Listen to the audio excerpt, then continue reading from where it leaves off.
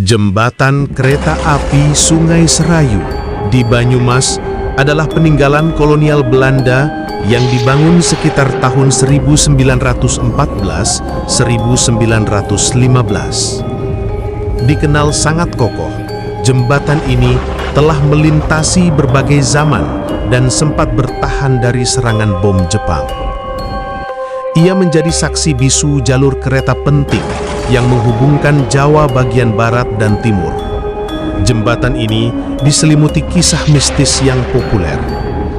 Mitos yang beredar menyebutkan bahwa pembangunan jembatan meminta tumbal untuk menenangkan penunggu Sungai Serayu. Konon, tumbal ini berupa kesenian lengger. Hingga kini, beberapa warga masih percaya terkadang terdengar suara gamelan lengger secara gaib pada malam-malam tertentu yang dipercaya sebagai kesenian yang dipersembahkan kepada makhluk halus di sekitar sungai. Selain mitos, jembatan ini juga pernah menjadi lokasi tragedi kecelakaan kereta api hebat di tahun 1981.